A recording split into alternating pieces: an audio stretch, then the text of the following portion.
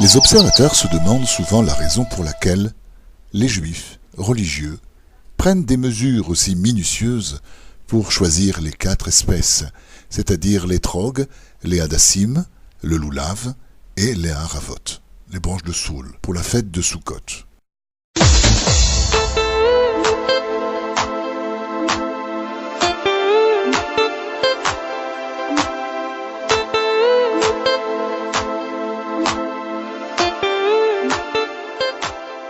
La raison toute simple.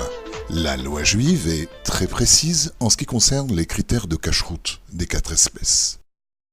Dans la mesure où un juif religieux est lié aux lois juives, il doit s'assurer que chacune des 4 espèces est cachère, à tous les niveaux.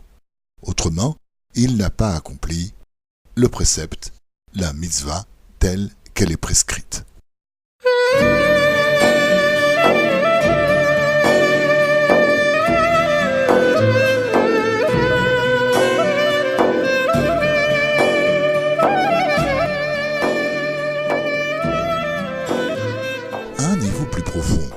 Rabbi Nathan de Breslev explique dans le Likutei Halachot que les 4 espèces représentent les armes d'un juif et que celles-ci l'aident à vaincre l'impureté spirituelle.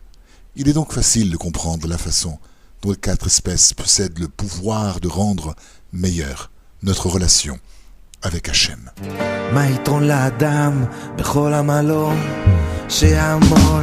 תחת השמש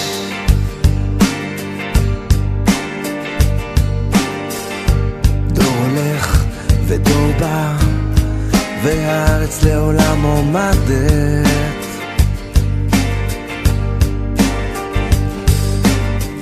מה יתרון לאדם בכל עמלו מה יתרון לאדם בכל עמלו שיעמול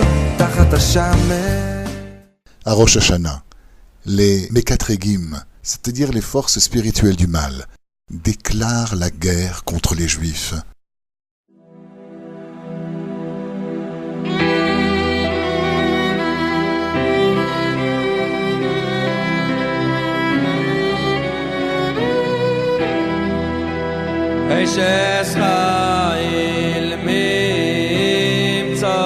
רחוק מפנינים מיכו פותח בו לבלו ושלו לא יחסור כמו לעשותו. Leur but est de faire pencher la balance du tribunal céleste du mauvais côté, en utilisant un témoignage funeste contre le peuple juif et de ce fait obtenir une année de jugement sévère contre le peuple choisi par Hachem. Que Dieu nous préserve.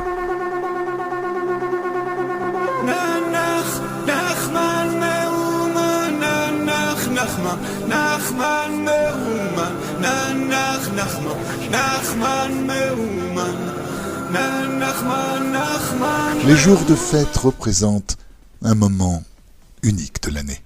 Il représente la montée vaillante du peuple juif pour relever ce défi. Nombreux sont ceux qui croient que le combat spirituel est terminé après Rosh Hashanah et Yom Kippour. Cela n'est pas le cas. Rosh Hashanah et Yom Kippour ne sont que le début de notre nouveau combat annuel contre le mal.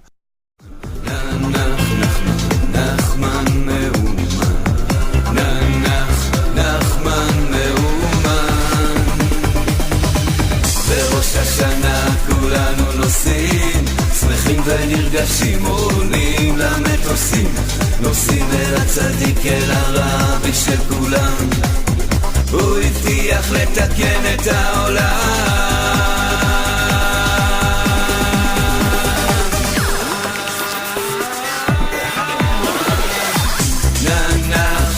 Voici comment. Le chauffard, corne de bélier, que nous sonnons pendant Rosh Hashanah est notre appel au combat. D'autre part, le jeûne de Yom Kippour est notre préparation solennelle pour ce combat. Cependant, pendant la fête de Sukkot, nous prenons nos armes en main pour vaincre les Mekatregim avec la force la ferveur et la véritable joie dans l'exécution de notre mitzvah. Aucun ennemi spirituel ne peut résister à l'impact de ces 4 espèces cachères secouées à l'unisson dans sa direction. Secouer les 4 espèces, surtout en public avec une congrégation et en présence d'hommes particulièrement pieux, est un solide barrage spirituel qui détruit et disperse les mékatrégim. Notre victoire contre ces ennemis méprisables est notre principal motif de joie durant Sukkot.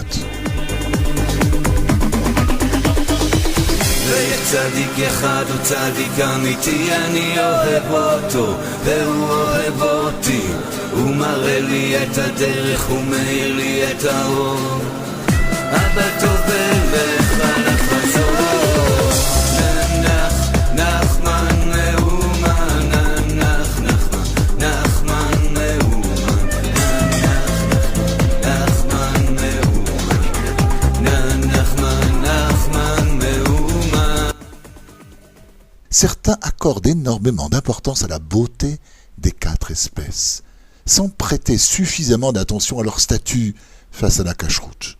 De fait, pour certains, l'important est d'acquérir des loulavim longs et impressionnants, ou des étrogim jaunes et très beaux pour Sukkot. Même si l'acquisition de 4 espèces ayant un bel aspect n'est pas dénuée de sens, le plus important est de posséder, avant tout, des espèces cachères. La cacheroute de nos 4 espèces nous garantit de posséder les armes les plus efficaces dans notre lutte contre les mékatrégim. Étant donné qu'on doit considérer les 4 espèces comme des armes spirituelles, comme nous l'a enseigné Rabbi Nathan, celles-ci doivent être cachères, si l'on désire qu'elles soient des armes efficaces.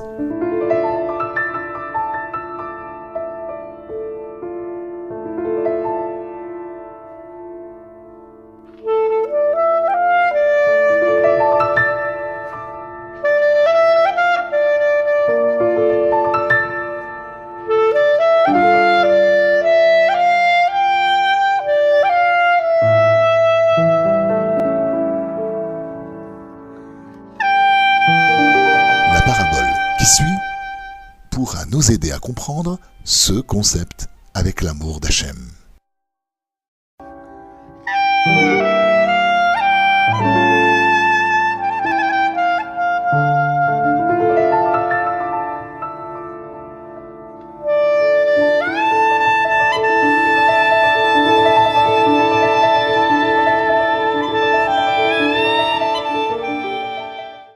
Michael aimait impressionner ses chefs de bataillon avec son mousquet reluisant. De fait, il était l'apprenti préféré car il était toujours ordonné et propre comme une épingle. Après 6 mois d'entraînement de base, les nouveaux soldats étaient prêts pour leur premier devoir sur le front et leur test initial au feu.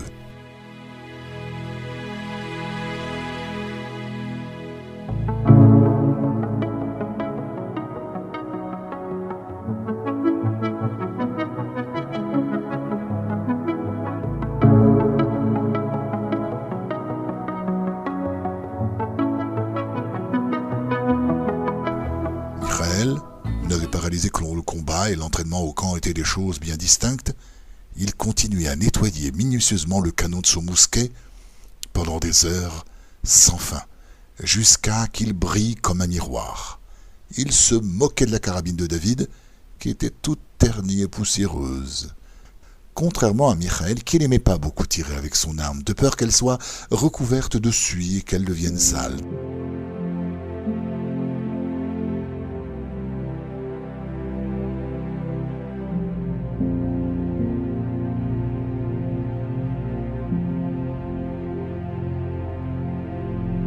David passait tout son temps disponible en première ligne. Sa carabine était impeccable, sans aucune marque de rouille, bien huilée et en état de marche. Néanmoins, David ne gaspillait pas son temps avec un polissage inutile, laissant la précision de son tir impressionner l'ennemi plutôt que la brillance de son canon. Michael et David furent envoyés sur le front pour leur première prise de connaissance réelle avec le combat. Un bataillon ennemi se précipita sur leur position. En riposte, David exécuta une succession rapide de tirs et il repoussa l'ennemi de son flanc.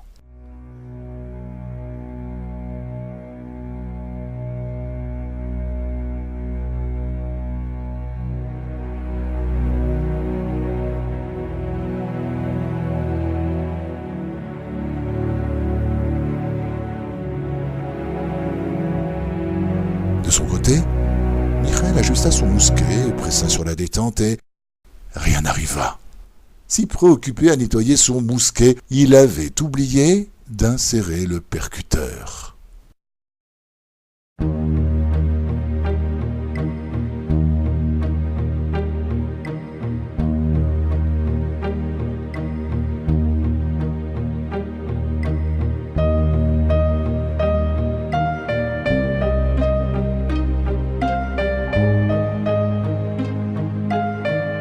Le loulave, le plus grand et qui possède la plus belle couleur, ne vaut pas 1 euro si sa feuille principale est fendue. Même si la fente n'est pas plus large que l'épaisseur d'un cheveu, un loulave de la sorte ressemble au fusil de Michael, brillant mais sans le percuteur.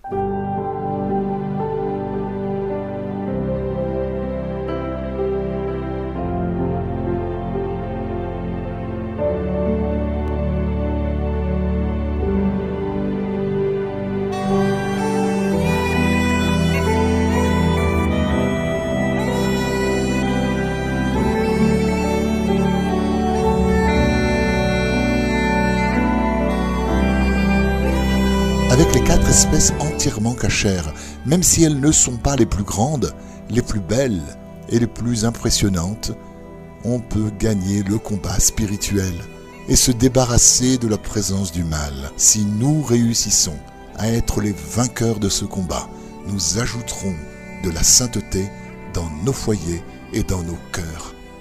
Amen. Bonne fête à tous et à toutes.